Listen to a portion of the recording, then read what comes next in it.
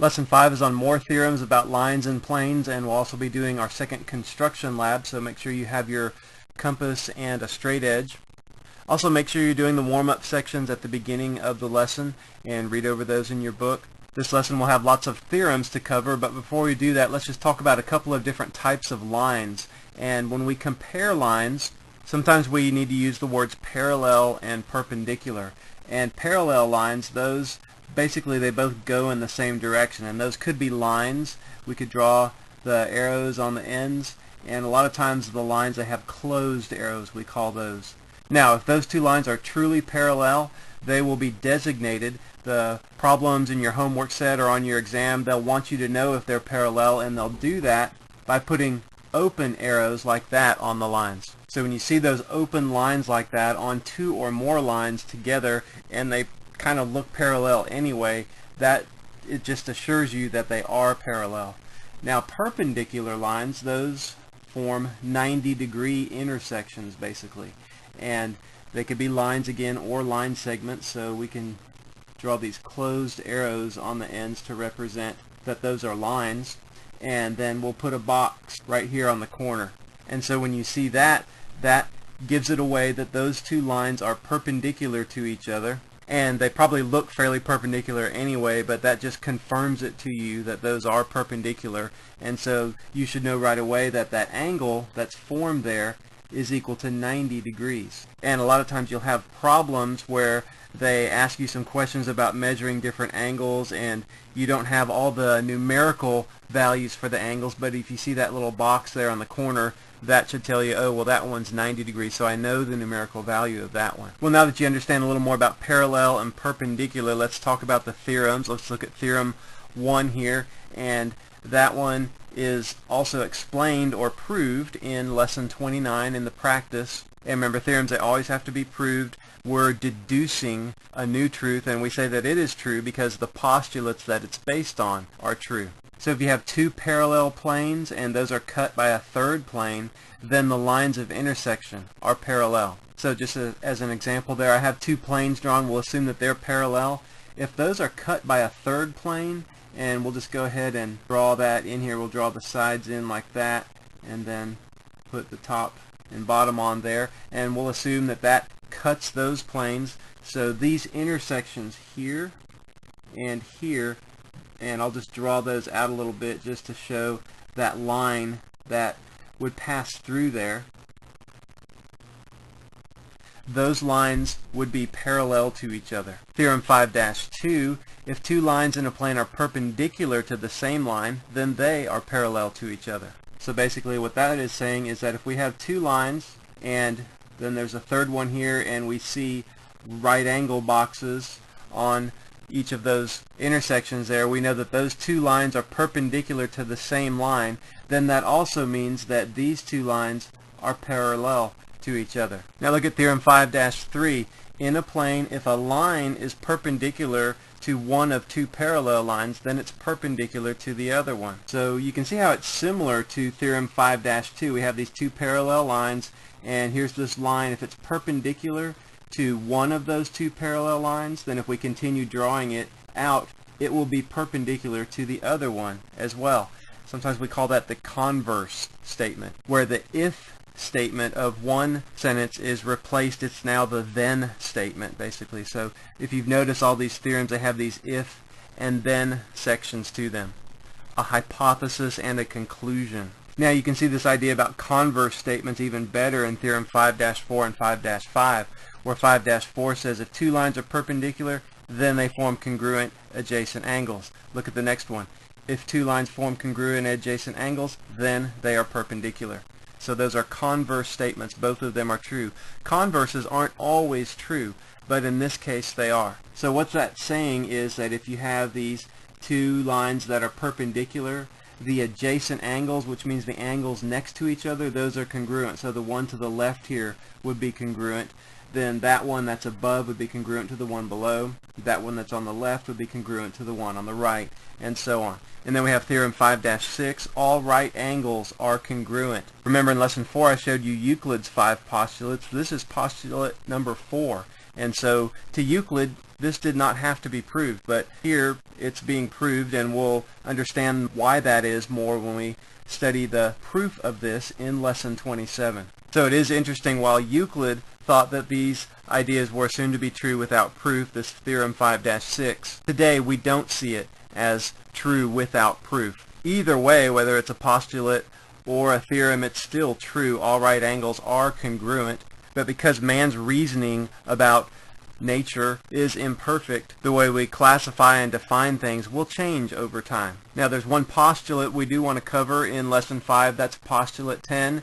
Remember, this is Euclid's postulate number 5, the parallel postulate. Through a point not on a line, there exists exactly one line through the point that is parallel to the line. We described this in lesson 4 if you remember. So a point not on a line, so we have a line, we have a point that's not on it, there exists exactly one straight line through that point that's parallel to the other line. So we could put our little open arrows on there. We don't put them at the end, we put them before the end, and when we see that, that defines that to us as parallel lines. And then from that postulate we have theorem 5-7. If two lines are parallel to the same line, then they are parallel to each other. So you see I've drawn a third line there and shown that it's parallel to the other two. And we can write it like this: if AB is parallel to CD and EF is parallel to CD. So if two lines are parallel to the same one, here being CD in this example, then we would write then AB, and notice that little symbol that I draw there, that you might see that represents AB being parallel to another line. In this case we would say AB parallel to EF, and we put our little line symbols over the letters there. And just so you know, when you're comparing perpendicular lines, you might see the symbol looks like an upside down T. That means perpendicular to. So this parallel symbol, that means parallel to. So then, not the, I have the there, then AB is parallel to EF. If AB is parallel to CD and EF is also parallel to CD, then those two are parallel to each other. AB is parallel to EF. Let's go ahead and do some practice now and look at practice problem A. If the horizontal planes, which are blue here, if those are parallel to each other, identify the lines that are parallel. And just one thing for a little review here, remember planes, they go on forever. They have length and breadth and they go on forever, but we don't describe them as that. We don't draw them as that. That'd be impossible to draw them like that. But just keep that in mind, that this is going on that way forever, this direction, and this direction. So to do this problem, we need to remember theorem 5-1. If two parallel planes are cut by a third plane, which would be either of those green planes there, then the lines of intersection are parallel. So we could say that GH, and we'll just draw that as a line.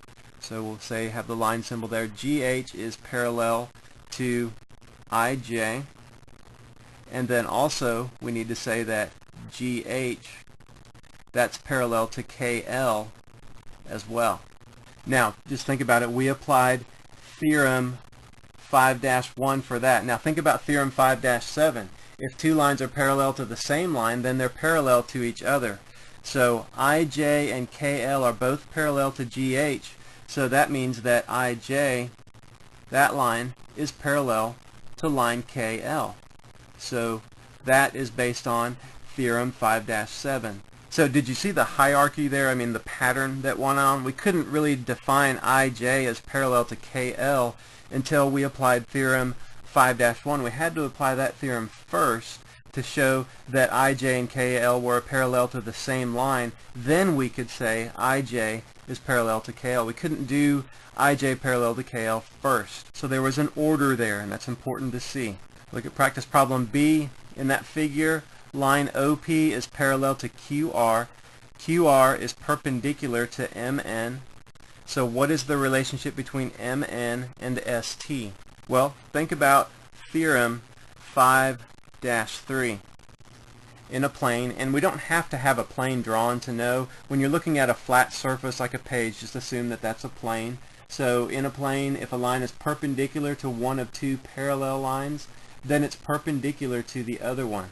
So since MN is perpendicular to QR, and we know by these symbols here that QR and ST are parallel to each other, then MN is perpendicular to ST. So that's what we would say is the relationship. MN is perpendicular to, we can just draw that symbol, ST. And we'll go ahead and draw those line symbols above them. Practice problem C. What is the relationship among the angles formed at the points of intersections of lines VP, QR, and SU with WX? Well, the relationship there, and we know this by the little box symbol there, is that they are perpendicular to, and we'll just put that little symbol, they are perpendicular to line WX. So that problem involved recognizing that symbol as meaning perpendicular to, or there's a 90-degree angle there, so 90-degree angles define something as being perpendicular. Look at practice problem D. If line H1G1 goes through point I1 and line C1D1 is parallel to line E1F1, how do you know that line G1H1 is not parallel to line E1F1? Well, basically because of postulate number 10 and Euclid's fifth postulate.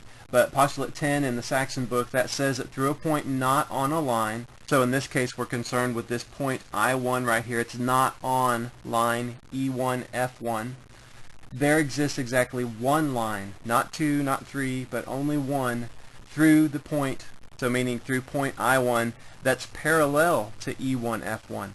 So through that point that I've drawn there and covered over point I1, there's only one line, and that's C1D1. It's the only one through that point I1 that would be parallel to line E1F1. And just so you know, you can use Geometry Sketchpad to make a line parallel to a given one through one point.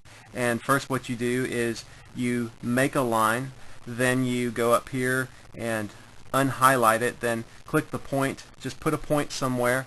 Now what you want to do is go back to the selection arrow, select your line, select your point, go to construct, and it will ask you if you want to construct a parallel or a perpendicular. So we'll construct a parallel. So there's our one line through that point that's not on the other line, the one and only one line that'll be parallel to the other one that goes through that point right there.